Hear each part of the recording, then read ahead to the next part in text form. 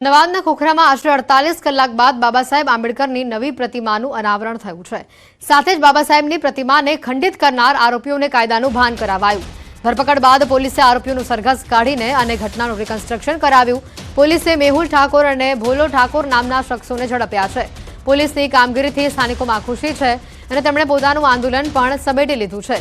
મહત્વનું છે કે આરોપીઓ દ્વારા તાજેતરમાં જ વહેલી સવારે 3 વાગ્યાની આસપાસ એક્ટિવા પર નીકળી બાબા સાહેબ આંબેડકરની પ્રતિમાને પથ્થર મારી ખંડિત કરવામાં આવી હતી। આરોપીઓ વિરુદ્ધ અગાઉ 2 રાયોટિંગના ગુના દાખલ કરાયા છે। હજી પણ અન્ય 2 આરોપીઓના પોલીસ શોધખોળ કરી રહી છે। પોલીસની પ્રાથમિક તપાસમાં સામે આવ્યું છે કે જુદી અદાવતમાં આ કૃત્ય કરવામાં આવ્યું છે। આ ઘટનામાં પોલીસે 20 જેટલી અલગ અલગ ટીમો બનાવી તપાસ હાથ ધરી છે। શહેરના 1000થી વધારે સીસીટીવી ફૂટેજ જોયા બાદ આરોપી પોલીસ પકડમાં આવ્યા છે અને આ સાથે જ 48 કલાકમાં જ બાબા સાહેબની પ્રતિમા પુનઃ સ્થાપિત કરાઈ છે।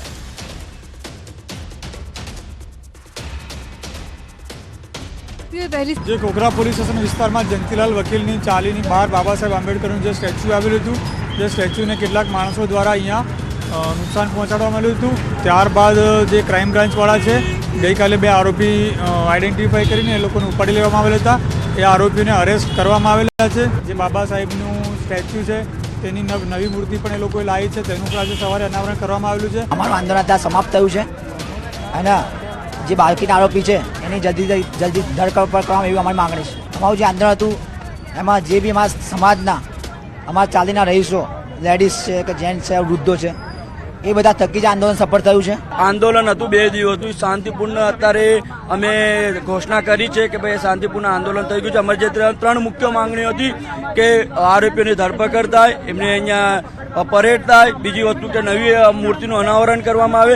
એ 2 દિવસમાં અમારું જે 3 માંગણીઓ હતી સંતોષાય છે અને અમે આ આંદોલનને અહીંયા સમેટીએ છીએ। જે ચોક્કસથી 24 કલાકના અમારા સાથી મિત્રો અને અમારા સમાજ અને અમારા દરેક બહેન ભાઈ બધાના સહયોગથી જે અમારું જે અમે આંદોલન કર્યું એની સફળતા રૂપે 2 આરોપીઓને પકડી લેવામાં આવ્યા છે, પણ અમારી લડત હજુ બંધ થઈ નથી।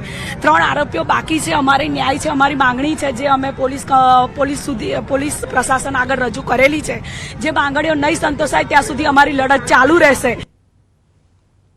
અંબાજીમાં લૂંટારુઓને ભણાવાયો કાયદાનો પાઠ। પોલીસે લૂંટારુઓનો કાઢ્યો સરઘસ। શક્તિપીઠ સર્કલ ઉપર લૂંટ આચરવામાં આવે। પોલીસે લૂંટમાં 2 આરોપીઓની ધરપકડ કરી। લૂંટની ઘટનાનું પોલીસે રિકન્સ્ટ્રક્શન કરાવ્યું। અંબાજીમાં જે કોઈ આવા અસામાજિક તત્વો છે એને પોલીસ તરફથી એક મેસેજ છે કે જે કોઈ આવા અસામાજિક તત્વો આવી કોઈ પણ પ્રવૃત્તિ કરતા હશે એના ઉપર પોલીસ સખતમાં સખત શિક્ષાત્મક કાર્યવાહી કરશે।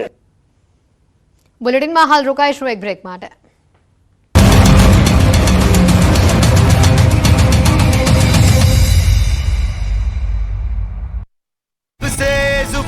અમદાવાદના બાપુનગરમાં ગરીબનગરના છાપરા વિસ્તારમાં ગેરકાયદે બાંધકામોનો રાફડો ફાટ્યો છે।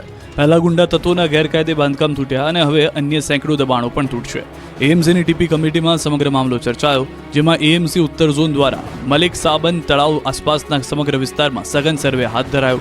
પોલીસ સ્ટાફને સાથે રાખી એસ્ટેટ વિભાગ દ્વારા દબાણો નોંધવા સર્વે કામગીરી કરાઈ। જૂના અને નવા દબાણ કરનારની ઓળખ માટે વિશેષ પ્રક્રિયા કરાઈ છે, તેમજ જૂના હોય અને નોટિસ મળી ગઈ હોય એવા તમામ દબાણો દૂર કરી દેવાશે।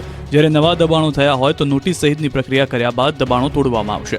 આગામી 1 મહિનામાં સમગ્ર કામગીરી પૂર્ણ કરવા એએમસી સજ્જ છે।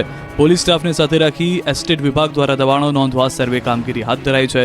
સમગ્ર મામલે વર્ષ 2009થી ગૂંચવાયેલો છે। એએમસીના જૂના સર્વે મુજબ 450 કરતાં વધુ ઝૂંપડા, શેડ સહિતના કાચા પાકા દબાણો કરાયેલા છે, તેને તોડી પડાશે। આગામી 1 મહિનામાં સમગ્ર કામગીરી પૂર્ણ કરી દેવાશે।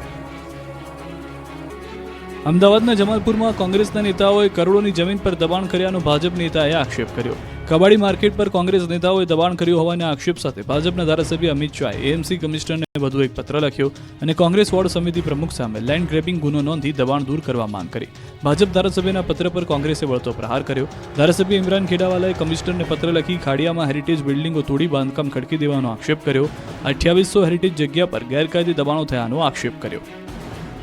મુખ્યમંત્રી ભૂપેન્દ્ર પટેલે ડોક્ટર બાબા સાહેબ આંબેડકર મુદ્દે મોટું નિવેદન આપ્યું છે, જેમાં તેમણે કોંગ્રેસ પર આકરા પ્રહાર કરતા કહ્યું કે કોંગ્રેસ પાર્ટી દેશમાં વિવિધ પત્રકાર પરિષદ કરીને બાબા સાહેબ આંબેડકર પ્રત્યે લાગણી હોવાનું નાટક કરી રહી છે. સાથે જ તેમણે કહ્યું કે કોંગ્રેસે બાબા સાહેબ આંબેડકરને હંમેશા અપમાનિત કર્યા છે. વધુમાં તેમણે કહ્યું કે 1952માં કોંગ્રેસે લોકસભા ચૂંટણી અને પેટા ચૂંટણીમાં બાબા સાહેબને હરાવીને કાયદા મંત્રી તરીકે રાજીનામું આપવા માટે મજબૂર કર્યા હતા. કોંગ્રેસ પર પ્રહાર કરતા સીએમએ કહ્યું કે કોંગ્રેસે પ્રેસ કોન્ફરન્સ કરવાના પાખંડ બંધ કરવા જોઈએ. સાથે જ તેમણે કહ્યું કે ગૃહમંત્રી શાહના વક્તવ્યને રાજકીય મુદ્દો બનાવીને કોંગ્રેસે હીન કૃત્ય કર્યું છે. વેરાવળની શાહીગ્રા કોલોનીમાં સરકારી જગ્યાઓ ઉપર ગેરકાયદે બની ગયેલા 45 પાકા મકાનો ઉપર પાલિકા તંત્રનું બુલડોઝર ફરી વળ્યું. આ ડિમોલિશનની કામગીરી અંતર્ગત 3.5 કરોડની 3584 ચોરસ મીટર જેવી સરકારી જમીન ખુલ્લી કરવામાં આવી.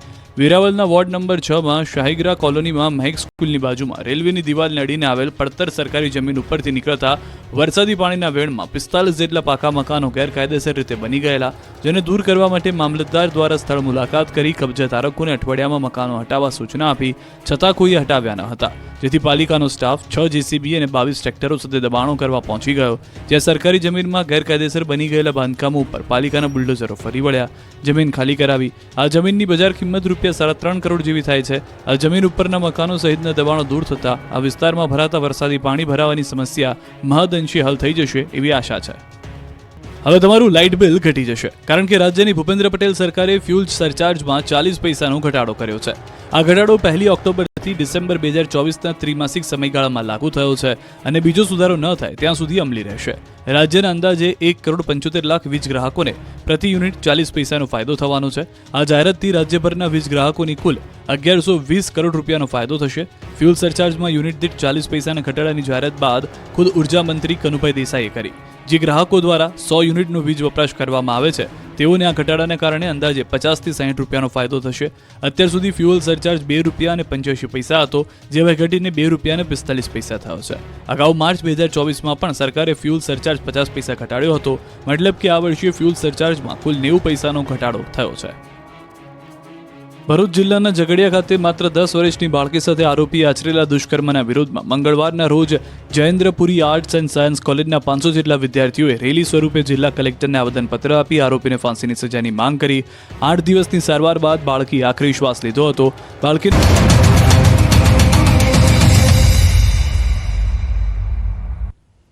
બ્રેક બાદ આપનું સ્વાગત છે. ભરૂચના ઝઘડિયાની 10 વર્ષની બાળકી પર દુષ્કર્મ બાદ 8 દિવસની સારવાર બાદ તેનું મોત થયું છે. જે મામલે સાંસદ મનસુખ વસાવાએ પ્રતિક્રિયા આપી. આરોપીને ફાંસીની સજા થવી જોઈએ.